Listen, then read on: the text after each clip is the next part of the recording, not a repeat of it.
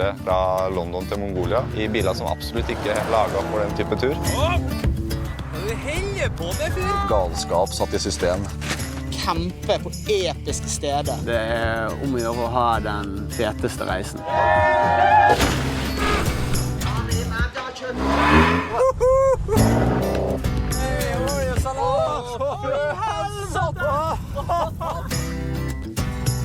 Er det mulig?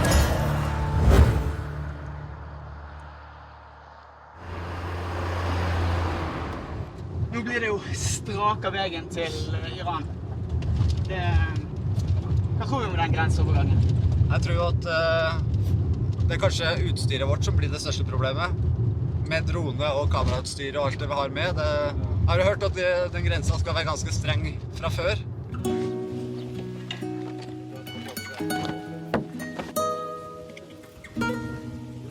Jeg har hørt at de ikke er helt sånn happy med alt for mye kamerautstyr.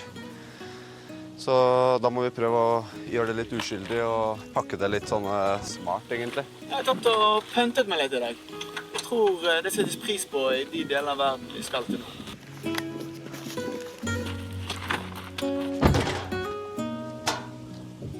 Det er jo nå turen min egentlig begynner. Så alt før dette har egentlig vært en bonus.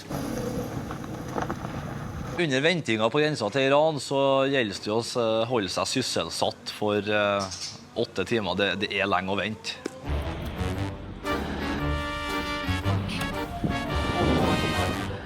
Og jeg hadde jo fortsatt en uoppgjort oppgave med bilen. Hvitsnippen står og henger rundt her med hvitskjorta ferdigstrøkket, mens andre går med olje på hendene og... Det er egentlig ganske kjekt der. Vi traff en gjeng med andre rally-deltagerne, og vi spilte litt rugby, og det var egentlig greit, for det var ingenting å gjøre. Det var ingenting å stresse med. Man måtte bare akseptere at dette tar tid. Kanskje ikke så lurt å stå og vaske kniven sin på grenseovergangen. Mann som mann. Det her er så gull, det. Det er så jævlig. Det blir disco-kveld altså når mørket senker seg. Det blir vann. Grenseovergangen gikk jo egentlig helt smertefritt. For å åpne bagasjerommet og bare, greit, her er det bagasje, ha igjen luka og kjøre videre. Til tross for at Iran er et ganske rikt og moderne land, styres landet fortsatt av en konservativ regjering med jernhånd. De fleste deltagende nasjonene er avhengig av å ha en lokal guide mens de kjører gjennom landet. Men disse glade nordmennene er så heldige å få slippe, og kan ferdes fritt, som ett av 2 land i verden, sammen med Sveits. Slett strak av veien ned til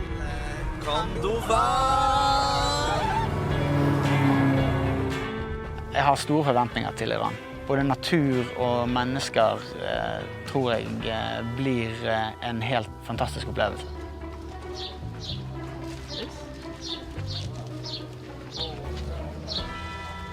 Det er nydelig her, sant?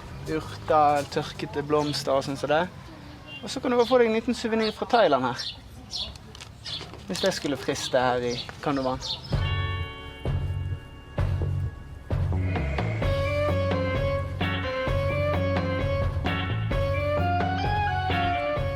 Det er jo ganske mange som har fordommer mot Iran og tror at det er et farlig sted å reise til.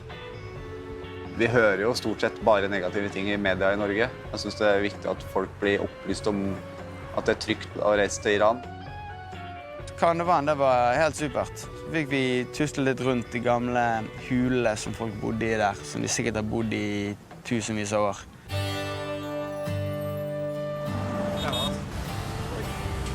Ja, Oi! Saksemanøver. Kjøring i Iran, de er klin gæren da. Urbant rally. Ja. Reglene de har her er absolutt ikke lik de har i Norge i hvert fall. Det er helt sikkert. Men på et eller annet sånt vis så er det en slags enighet og forståelse i trafikken. Salam! Salam! Vi møtte jo på noen flere lag da, som vi også hadde møtt på grensen inn til Iran. Og de lette etter et bilverksted, og det gjorde vi for så vidt også. Så vi teamet opp med de. De kjenner at støttemperne og fjærene bak dem jobber vel hardt. Ja, vi vil heller være høy. Ja. Jeg har ikke klart å forstå om de mener at vi får ekstra sterke, men Nei, men vet du, for å være helt ærlig, jeg tror vi får det vi får. At den blir høyere, det er bra. Hva kommer nå? Kommer med pils? Nei, de drikker ikke alkohol i Iran. alkoholfritt, eller Alkoholfritt, det. Tusen takk, merci. Kall dem mens du står og kikker på at de reparerer bilen vår. Det har jeg ikke fått i Norge før, så poeng til Iran. Jeg fikk meg ganske kjapt et par kompiser på en lokal kneipe rett rundt hjørnet for verkstedet. Welcome to Iran. Thank you. Merci. Thanks. Det er her de sitter og koser seg, da. Jeg ble invitert av en fyr fra gaten. Var du? Ja. Her driver vi og prøver å kommunisere på dårlig engelsk at bilen skal mekke seg, sitter og røyker shisha. Hei, kan du snakke litt med dem? Ja. Hvis du vil. Hadi. Hadi, Miss Hadi. Apple. Jeg går da kruete godt, da. Shisha er jo sånn svær vannpipe som du røyker med smak. Og det fikk vi jo venner sånn, og det var jo så gøy. Jeg trodde vi hadde nådd toppen av vennlighet i Armenia, men dette her er jo enda en ny liga, liksom. Føler du får nye venner hele tiden, ikke det? Det er helt ekstremt. Så kommer den der berømte svaret da, på spørsmålet, hvor lang tid tar det? Og uansett når du spør, så tar det 1,5 time. 3 timer etterpå tar det fortsatt 1,5 time. I mellomtiden dro vi på et marked, så vi da en sånn Grand Bazaar heter plassen. Jeg må ha noe til, altså. Det lukter digg.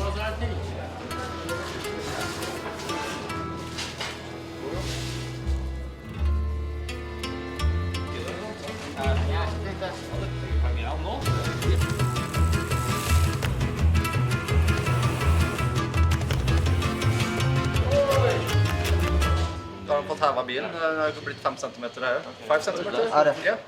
Hva tror du om det? Er byen ferdig? Ja, nå har vi betalt. Alt er ok. Har vi betalt deg? Nå har vi betalt. Sånn er jeg ferdig. Nå er vi ferdig. Nå kan vi dra. 100 smacks, unnagjort, og så er det bare kastet på veien.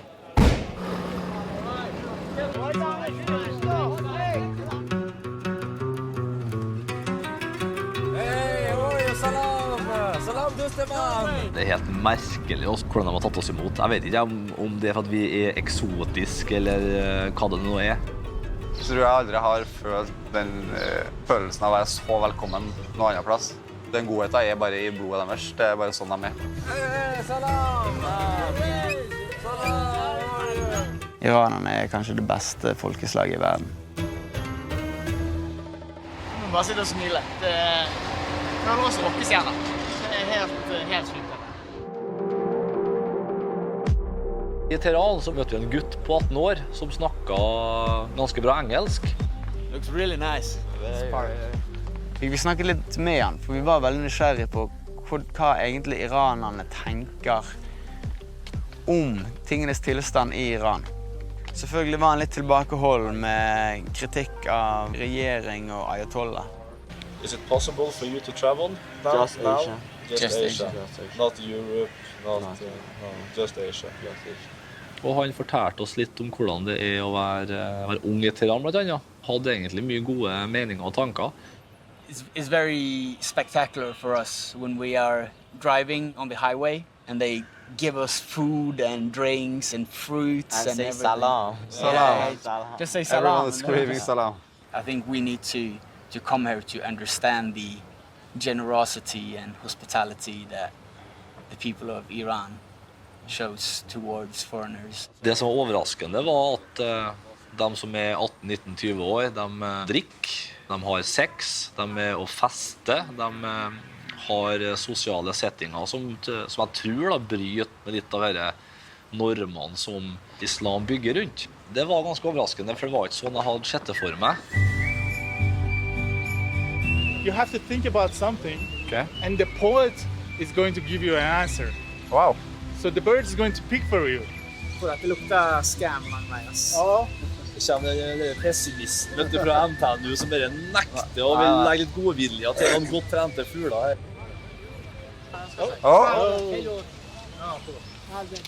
Okay. And what did it say? The thing that you wished before this journey Yeah. will happen for you in a much better way. In a much better way. Much better way. Oh, You can have it cheapest. sounds positive.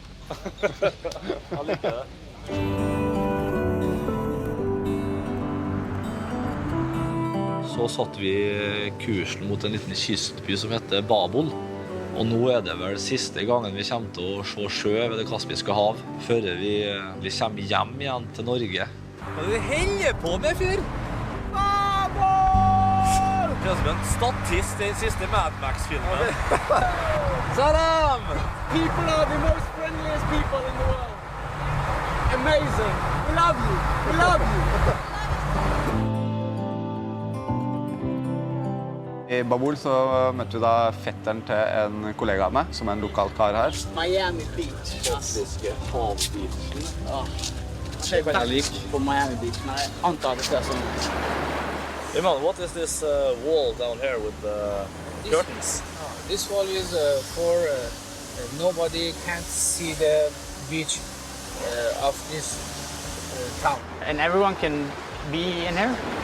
Women and men? Women, no. It's No women, no. Not today. Det høres jo helt 1800-tallet ut, spør du meg. Det står politi og passer på inngangen, så ingen uvedkommende i dag. Altså damer skal komme inn og få et glims av halvfeite trønderkropper. Jeg var bare deg. Kunne ikke brydd meg mindre om det kun gubber her. Det her skal bare ut i vannet nå. Fan, det jo verdens varmeste land. Om du slet med å skjønne helt hva som ble sagt der, så gjentar vi det for sikkerhets skyld. I Iran så kan altså ikke kvinner og menn bade sammen. De må bade hver for seg innenfor et lukket område. Men i dag var det mannedagen, så det passet jo disse karene utmerket.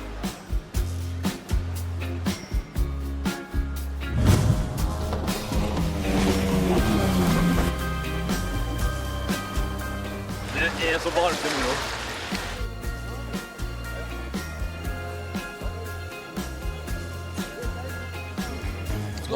Yeah, it's good. It's strong. You want a strong one? Aldri klart for meg. Jeg tror faktisk Iman litt gira på å få oss ut fra det området her. Han sa at det var litt sånn veldig lokalt, at de ser nesten ikke turister, så han ville passe på oss litt. Ja. Are people curious what you are doing with us? Selen lyser over jord, selen lyder fager og stor.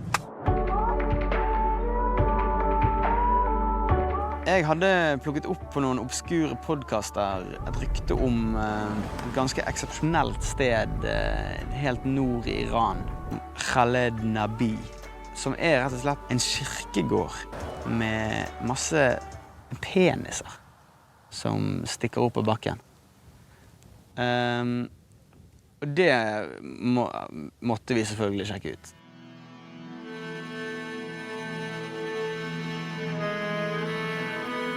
Khaled Nabi? Ok. Her på en sjø der,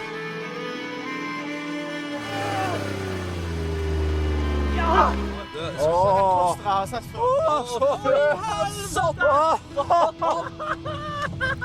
Er det mulig? Det her noe av det nydeligste jeg har sett i hele mitt liv. Men så det så uforventet ut. Ja, det var ikke... Ingen av oss visste at Vi skal forte oss fram for å få opp campen. Ja, og så havner vi i den nydeligste solnedgangen jeg har sett. Det er snart en tår i øyekroken her. Jeg var ikke snart heller, det var faen meg. Ja, jeg felte en tår i ulykken selv. I ulykken.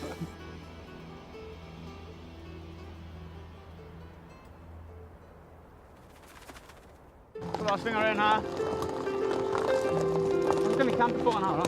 Bare mannen rett bak her, du. We drive from England, English, drive Europe, Turkey, Armenia, Iran. بلد باشه مسیر رو فقط خودتون با این جی پی اس Nei. Just, vi bare spurte mennesker. Khaled Nabi? Go. Khaled Nabi? درست Den tok du fort, det. Hva har vi gjort for å fortjene dette?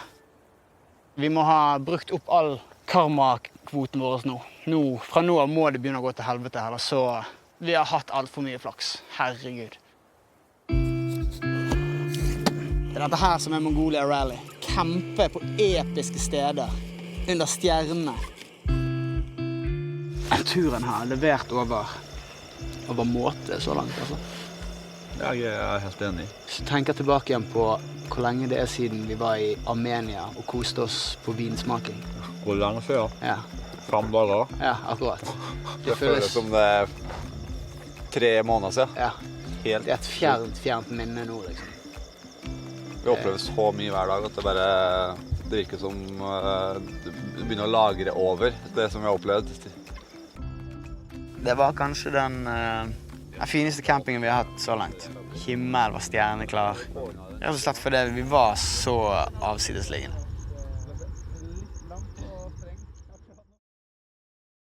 Våken, Lars. Jeg er våken.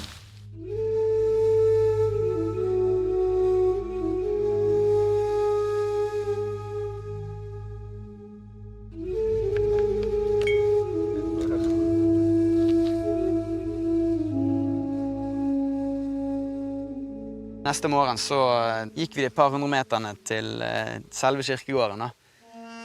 Det var jo så realistisk å se midt i Iran, som på mange måter er et ganske konservativt land, spesielt når det kommer til seksualitet. Komme der til bare en åker av penis. Og penis så langt du kunne se. Det var en urkomisk opplevelse. Vi gikk bare rundt og gliste. Litt sånn skjev, naturtro. Ja, det vil jeg si. Det er ganske vanvittig at ingen som vet hvorfor de er her. Hva har jeg tenkt på, liksom? Jeg tror det må være noe minne til noen som er gått bort, eller... Det er jo cemetery. Det er jo en cemetery, liksom. Det er en kirkegård. Jeg har trua på det. Men er det bare stellet som er gravlagt her, da? Nei, jeg tenker de er gravlagt, men det her er symbolet på deres manndom. Den som skal... Ja. Det er ingen som vet for sikkert hva det er for noe, hvor det kommer ifra, hva tanken var, hva opprinnelsen var, og i hele tatt ganske blankt. Det er så fjernt, det er bare så merkelig. Iran har vært så mye. Like mye en oppdagelsestur som det har vært en oppdragelsestur for meg.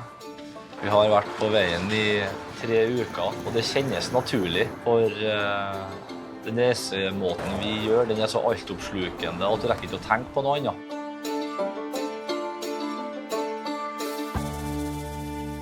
Dette blir vel kanskje den vanskeligste grenseovergangen, eller? Det går jo for å være verdens mest lukkede land etter Nord-Korea. Turkmenistan, det blir rått. Det er et så vanvittig myteomspunnet og obskurt land at jeg føler meg oppriktig heldig som får mulighet til å reise hit. Veldig få mennesker får den muligheten i løpet av livet sitt. Good. Hello. Hello. Hello. Good to see you. Turkmenistan tar imot et svært begrenset antall turister i året. Gjengen har fått anskaffet seg visum gjennom arrangøren av rallyet, som har godsnakket med myndighetene på vegne av deltakerne. Hele 5 oppholdsdager ble innvilget i passet. Nå gjenstår det bare et ukjent antall timer i grenseovergangen sammen med flere andre deltakere. Det er ikke uvanlig å plutselig bli nektet adgang til dette landet. Vi har da brukt snart 6 timer her, 7 timer, og vi skal antageligvis også bruke 4-5-6 timer på andre siden. Så nei, jeg må jo egentlig bare akseptere at det er varmt, det tar tid, og så får vi bare øve oss på tålmodigheten. Jeg har aldri vært så glad for å forlate grensekontrollen i hele mitt liv som det her. Syke satan, det er faktisk det verste jeg har vært borti. Nå er vi på 12-13 timer. Ja. I 40 grader.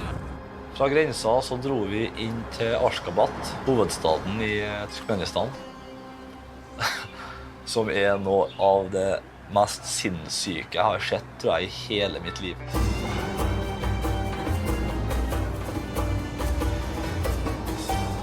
Fy fader, er det her?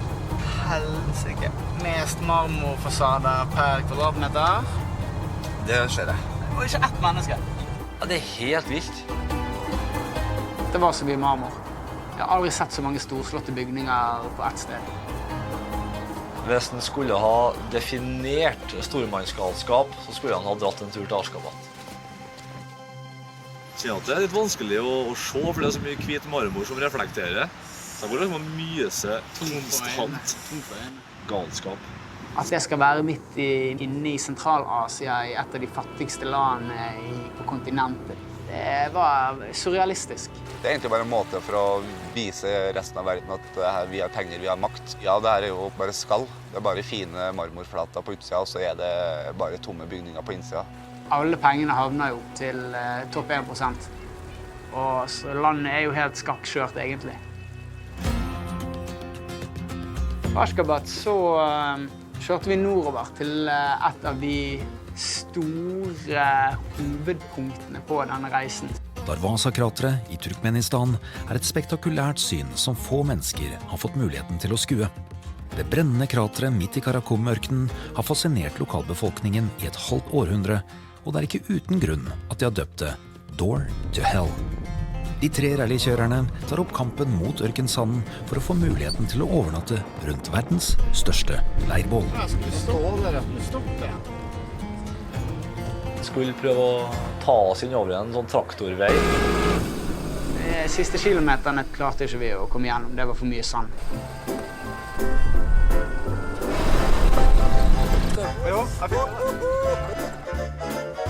Fart!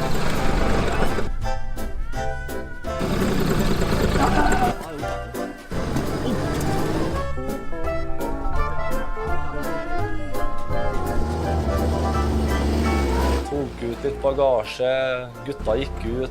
Det var kjekt i hvert fall. Prøvde 4 ganger å komme oss opp, men det var nyttesløst. Vi måtte få en lokal helt til å kjøre oss de siste kilometerne. Det ble plan B her, altså. De her sandete ørkenveiene, de ble rett og slett for heftige for lille Esmeralda.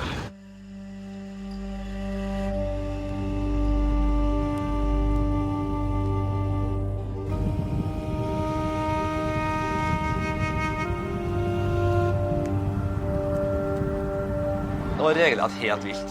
Det var som å se på verdens største leirbål som brente evig.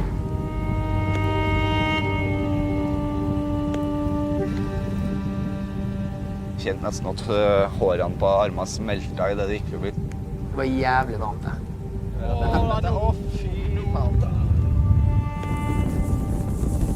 Det her det mest naturlige og unaturlige jeg har sett i hele mitt liv. Det resultatet av en mislykket prøveboring som sovjeterne gjorde på 70-tallet. Lite ante de drillerne som boret her, dette her skulle stå her og brenne 40 år senere. Den størrelsen og det omfanget, det gjør det bare helt uvirkelig. Geologene som jobber på dette, de mente at denne grønne gassen her, det kom til å brenne ut i løpet av noen dager. Men nå sitter vi her da, 45 år etter, og det brenner nå ganske greit fortsatt.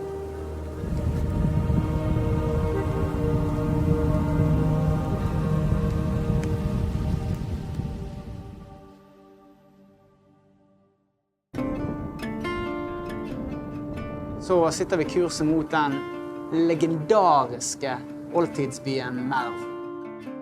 Flere 100 år så var det den mektigste, største, mest folkerike byen i hele verden. Merv var i starten av forrige årtusen den største byen i verden, og verdens navle i ordets rette forstand. En smeltedigel av alt den østlige verden kunne tilby av kultur, religion, arkitektur og filosofi. Mye av det som senere skulle utgjøre grunnmuren i vestlig vitenskap, ble bygget på kunnskap fra Mervs biblioteker og observatorier. Men selv den rikeste og mest sofistikerte byen verden hadde sett, kunne ikke demme opp for mongolenes herjinger. Og i 1221 falt byen i en massakre som kostet 700 000 mennesker livet. Ødeleggelsen av Merv var så total at den aldri igjen skulle nå sine tidligere høyder. og alt som igjen av den gamle byen I dag kun støvete UNESCO-vernede ruiner. Det var vel knutepunktet på Silkeveien. På et tidspunkt så overgikk byen Merv hele landet Kina I silkeeksport. Jeg veldig spent på å se hvordan det ser ut nå, 1000 år etter Djengis sine herjinger der. Merv jo bygd opp av sand. Naturkreftene har nok jobbet ganske hardt med Merv opp gjennom tida. Den har ødelagt mye av den fine arkitekturen som har vært I den byen.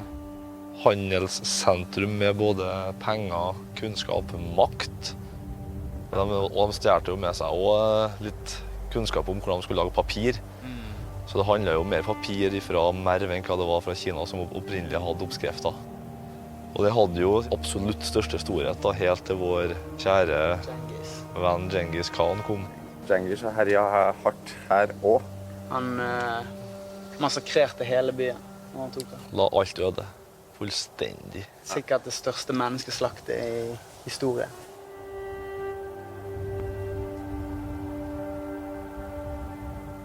Vi har jo fulgt Silkeveien hele veien siden Armenia nå. Det veldig spennende å bare gå I fotsporene til de gamle eventyrerne som har gått der for flere hundre, om ikke 1000 år siden. Det å da komme til Merv jo da et viktig punkt på denne turen, for det var en strategisk by da I Silkeveien.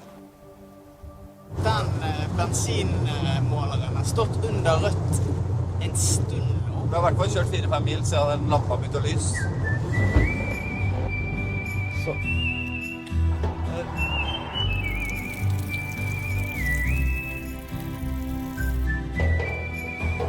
Nei! Det hål på den. Fasken. Ja. Kjempegris ble det der. Hvor varm var den der, kjører? På skala? Gjetter... La oss si 39 da. 39, ja. Stabilt 39. Det ikke det vi kaller... Kødder. 45. Veien videre fra Merv, den går da til nye trakter og et nytt land, kalt Uzbekistan. Det blir et helvete å komme seg inn I Uzbekistan. De ikke så veldig glad I kamerautstyr. De visst kanskje noe av det strengeste I verden på akkurat det her. Nå må I hvert fall dronene ned I smådeler for at den skal se mest mulig jalla ut. Så jeg tenkte å ta av motorene og litt sånn diverse. Jeg vet ikke om det hjelper, men det noe forsøket verdt. Hvis det noe sted I disse stedene hvor tortur og vold vanlige virkemidler under avhør og sånn, så det I hvert fall I Uzbekistan. Og når det standarden for den offentlige sektoren, så tror ikke jeg skal være der så lenge. Så det pass? Han lager jo også. Hello! Hello! Gå rundt. Åja. Ok, ut da. Ok. Det som skjer nå at vi midt inne I en bagasjesjekk. Og vi har prøvd et eldgammelt lite triks. Og vi har rotet litt rundt på baggene og bært det litt frem og tilbake. Så vi håper at de har mistet telling. Jeg har gitt det litt sigaretter og sånt. Det pleier å være god stemning det. Noe Marlboros. Sykt spennende. Det så sjukt! Jeg liker det! Uzbekistan! Det der gikk så latterlig mye bedre enn hva vi kunne gjøre. Leste de grensevaktene! Shit for den høstlen! Det faktisk den enkleste reisen vi har hatt siden Tyrkia. Fy faen! Herregud, vet du hva? Er du klar over hvor nervøs jeg var I dag, eller? Det så lett, det. Men jeg skjønner at du har vært nervøs, ja. Fy faen.